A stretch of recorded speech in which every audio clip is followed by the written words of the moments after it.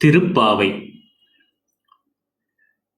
பாகவத செய்தியையும் பெரியவாச்சான் பிள்ளை கூறும் திருப்பாவை வரலாற்றையும் சுட்டி நோக்கும் பொழுது, நாடு வலம் குன்றிய பொழுது மழை பெய்யவும், உத்தம நாயகரை அடைந்து இம்மை நலம் எய்தவும் வேண்டி, கன்னிப் பெண்கள் காத்தியாயினி தேவியை குறித்து மார்கழி மாதம் முழுவதும் நோற்பதும், அதன் பொருட்டு அவர்கள் வைகரையில் துயில் எழுந்து ஒருவரை ஒருவர் உறக்கத்திலிருந்து எழுப்பிச் சென்று ஆற்றை அடைந்து நீராடி தேவியின் படிமம் அமைத்து பூசை செய்வதும் பண்டை மரபு என்பது பெரியவாச்சான் பிள்ளையால் அறிகிறோம். திருப்பாவை பாசுரங்களின் ஈற்றில் வரும் எம்பாவை என்ற தொடர் ஈர நுண்மணலால் அமைக்கப்பட்ட தேவியின் உருவத்தை குறிப்பதாக எடுத்துக்கொள்ளலாம். ஏனென்றால் பாவை என்பது கொள்ளிப்பாவை என்றாற்போல பண்டு பெண் தெய்வத்தின் படிமையை குறிப்பதாகும். நம் பாவைக்குச் செய்யும் கிரிசைகள் நம் பாவைக்குச் சாற்றி நீராட்டினால் பிள்ளைகள் எல்லோரும் பாவைக்களம் புக்கார் என வரும் திருப்பாவை தொடர்களெல்லாம் படிவம் ஒன்று வைத்து வணங்கும் குறிப்பு தோன்றல் எனலாம். ஆனால் பாவை என வரும் இடங்களிலெல்லாம் உரையாளர்கள் நோன்பு என்றே பொருள் கொண்டனர்.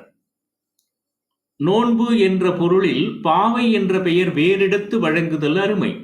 அதனால் அப்பொருளும் வணங்கப் பெற்ற படிவத்தின் அடியாக வந்ததென்றே கொள்ளத்தக்கதாகும். திருமால் பக்தியில் சிறந்த ஆண்டாள் தேவி விரதத்தை மூலமாக கொண்டு திருப்பாவை பாடினார் என்று சொல்லுவது பொருந்துமா என்று சிலர் ஐயுறக்கூடும். கண்ணனை தம் நாயகனாக அடைவதற்கு கோபியர் காத்தியாயினி தேவியை வணங்கிய செய்தி பாகவதத்தால் வெளியாகும் பொழுது, அக்கோபியர்கள் செய்தியையே ஆண்டாலும் கொண்டு கூறினர் என்பதிலே இழுக்கு ஒன்றுமில்லை. கண்ணனை தம் கணவனாக அடைய வேண்டி உன்னையும் உம்பியையும் தொழுதேன் என காமனையும் அவன் தம்பியாகிய சாமனையும் கூட தொழுத ஆண்டாள் தேவியை வணங்கி அப்பெருமானை பெற முயன்றதிலே குற்றம் ஒன்றும் இல்லை என்றுதான் சொல்லலாம். பாவை பாடல்களின் தோற்றம் வளர்ச்சி. பாவை என்ற சொல் பதுமை, அழகிய உருவம், கருவிழி, பெண், குரவமலர், கூத்து, நோன்பு, இஞ்சிக்கிழங்கு, மதில் என்று பல பொருள்களில் வழங்கப்படுகின்றன. இந்த அனைத்து பொருள்களுக்கும் அடிப்படை உருவ அமைப்பு என்று கொள்வதுதான் பொருத்தமுடையது. நூலால் அல்லது வண்டல் மண்ணால் ஆன உருவம் பாவை என்று அழைக்கப்படுகிறது. கண்ணின் கருவிழியில் பிறர் உருவம் காண முடியும் ஆகையால் அதனையும் பாவை என்று வழங்கினர். பதுமை போன்று வேடமிட்டு ஆடும் கூத்து பாவை கூத்து என்று அழைக்கப்பட்டது. இதுபோலவே உருவத்தை அமைத்து நோன்பு நோற்ற காரணத்தினால் அந்நோன்பு பாவை நோன்பு என்று வழங்கப்பட்டது. இந்த நோன்பினை அடிப்படையாக கொண்ட பாடல்களைத்தான் நாம் பாவை பாடல்கள் என்று அழைக்கிறோம். பாவை என்னும் சொல் விழியேற்று பாவாய் என ஆகி ஈற்றில் அமைந்த பாடல்களே பாவை பாடல்கள் ஆகும். திருப்பாவை, திருவெம்பாவை ஆகியவை சிறந்த பாவை பாடல்கள் ஆகும். இவற்றில் வரும் பாவாய் என்ற விழியை வழிபடும் உருவத்தை அழைப்பதாகவும் பாவை நோன்பு நோக்கும் பெண்களை அழைப்பதாகவும் நாம் சொல்லலாம். தொல்காப்பியத்தில் பாவை பாடலை பற்றிய குறிப்பு இல்லாவிட்டாலும் அதன் உரை ஆசிரியராகிய பேராசிரியர் சிறுபான்மை பாவை பாட்டும் அம்மானை பாட்டும் முதலாயின 4 அடியின் அகன்று வருவன வாயின என்று செய்யுளியலிலே சொல்லியிருப்பதனாலும், சிற்றில்லையாகிய 10 அடி அளவும் பாவை பாடலும் அம்மானை பாடலும் போலும் தரவும் கொச்சகமும் வரும் என்று சொல்லுவதாகவும் விதி அமைத்திருக்கிறார். திருப்பாவை போன்ற பிரபந்தங்கள் பாவை பாட்டு என முன்னோரால் வழங்கப்பட்டிருக்கின்றன என்று யாப்பருங்கல விருத்தியும் நமக்கு சொல்லுகிறது. பாவை நோன்பிற்கு வேதத்தில் விதி இல்லை. ஆன்றோர் பழக்க வழக்கங்களே ஆதாரமாக இருக்கின்றது. சங்க இலக்கியங்களில் தை நீராடல் பற்றிய குறிப்புகள் உள்ளன. தை நீராடலே பிற்காலத்தில் மார்கழி நீராடல் என மாறியது. பரிபாடல் பகுதி ஒன்றால் வைகரை கரையில் மார்கழியில் நீராடினோர்க்கும் நோன்பு சங்க நாளில் கன்னிப் பெண்களுக்குள் பெருவழக்காய் இருந்தமை புலனாகின்றது. இந்த நோன்பை ஆசிரியர் நல்லந்துவனார் அம்பா ஆடல் என்று கூறுகிறார். தாயோடு ஆடப்படுதலின் இப்பெயர் பெற்றது என்று பரிமேலழகர் சொல்லுகின்றார். தாய் அருகா நின்று தவத்தை நீராடுதல் என்று வரும் தொடரைக் கொண்டு அவர் இப்பொருளை கருதினார் போலும். தாயாரும் பக்கத்தே நிற்பது இயல்பு. இது பற்றி தாய் அருகா நின்று என்று கூறப்பட்டது. அம்பா ஆடல் என்பதற்கு தேவியின் பொருட்டு நிகழ்த்தப்படும் நீராட்டு என்று பொருள் கொள்வதே சிறப்புடையது. ஏனென்றால் அம்பா என்பது தேவியை குறிக்கும். மேலும் மார்கழி நோன்பு என்பது காத்தியாயினி வடிவத்தை அமைத்து வழிபடும் நோன்பு என்று ஸ்ரீமத் பாகவதம் கூறுகிறது. இவ்வாறு மார்கழி மாதத்து திருவாதிரையில் நீராடுதலோடு தொடங்குவதாக கூறப்பட்ட நோன்பை திருப்பாவை, திருவெம்பாவை கூறுமாறு மார்கழி நீராடல் என்று வழங்காமல் தை நீராடல் என்ற பெயரால் பரிபாடல் உள்ளிட்ட சங்க நூல்கள் வழங்குகின்றன. பெண்பாற் பொருட்டு பெண்பாற் பாட்டு வகைக்குள்ளான இலக்கணத்தை பிங்கள நிகண்டும் சொல்லுகின்றது. பேணும் சிறப்பின் பெண்மக வாயின் மூன்றாம் ஆண்டில் குழ மன மொழிதலும் ஐந்தின் முதலா ஒன்பதின் காரும் ஐங்கனை கிழவனை யார்வமுடு நோற்றலும் பனிநீர் தோய்தலும் பாவை ஆடலும் என்னும் நூற்பாவிலே பிங்கள நிகண்டு நமக்கு குறிப்பிடுகிறது. இதில் பனிநீர் தோய்தலும் பாவை ஆடலும் என்பன தை நீராடி பாவை நோன்பை நோற்பதை பற்றியதாக ஏற்றுக்கொள்ளலாம்.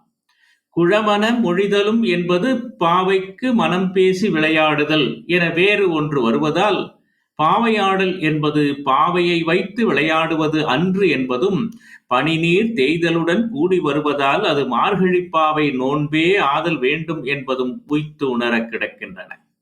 5 வயது முதல் 9 வரையுள்ள சிறுமியரே தை நீராடி நோற்பதற்கு உரியவர்கள் என்று இந்த நூற்பா கூறுகிறது. நல்லந்துவனாரது பரிபாடலிலும் காம குறிப்பில்லாத கன்னியர் நடத்தும் நோன்பாகவே கூறப்பட்டிருக்கிறது. ஆகவே சங்கத்திற்கு பிற்பட்ட காலத்தே கன்னியரெல்லாம் இந்நோன்பு கைகொள்ள பெற்று வழங்கியது திருப்பாவை, திருவெம்பாவையினால் நாம் அறிய முடிகிறது. மார்கழி நோன்பு நோக்கும் காலத்தில் கன்னியர் நிகழ்த்தி வந்த கிரியைகளை ஆண்டாள் திருப்பாவையின் 2வது பாசுரத்தாலும் இந்நோன்பு காலத்தே வழங்கும் வாத்தியங்களையும் விருதுகளையும் 26வது பாசுரத்திலும் இந்நோன்பு முடிந்ததும் மகளிர் கொள்ளும் கோலத்தையும் விருந்தையும் 27வது பாசுரத்தாலும் இந்நோன்பால் விளையும் பயன் மழை பெய்து நாடு செழித்தலும் பசுக்களின் வளமும் ஆகும் என்பதை 3வது பாசுரத்தாலும் இந்நோன்பை கன்னியர் நோற்பது தாம் ஒப்புயர்வற்ற தலைவரை மணந்து உய்வதற்கே என்பதை 29வது பாசுரத்தாலும் அறியலாம்.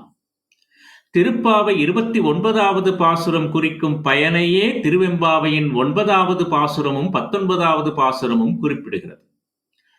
இவ்வாறு இம்மை பயன் கருதி கன்னியரால் ஆதியில் கை கொண்டு ஒழுகப் பெற்ற மார்கழி நோன்பானது மறுமை கருதி அடியார்களால் பக்தியோடு பாடப்பெறும் பெருமையை அடைந்தது. அதனால்தான் மார்கழி மாதம் முழுவதிலும் விடியற்காலை நேரத்தில் நீராடி திருப்பாவையும் திருவெம்பாவையும் ஆண் பெண் அனைவரும் போதுகின்றனர். மார்கழி மாதம் முழுவதும் நீராடலுக்கு உரியதாக இருந்தாலும் திருவாதிரையே அதற்கு சிறந்த நாளாக முன்னோர் எல்லோரும் ஒருங்கே சொல்லினார்கள். அதனால் மாயிருந் திங்கள் மறுநிறை ஆதிரை விரிநூல் அந்தனர் விழவு தொடங்க என பரிபாடலிலும் மார்கழி திங்கள் மதி நிறைந்த நன்னாளால் நீராடப் போதுமீர் போதுமினோ நேரிடையீர் என திருப்பாவையாலும் அறியலாம்.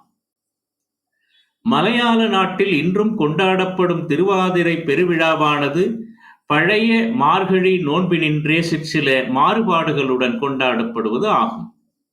திருப்பாவை 8ஆம் நூற்றாண்டைச் சேர்ந்தது என்றும் திருவெம்பாவை 9ஆம் நூற்றாண்டைச் சேர்ந்தது என்றும் சிலர் கருதுவர்.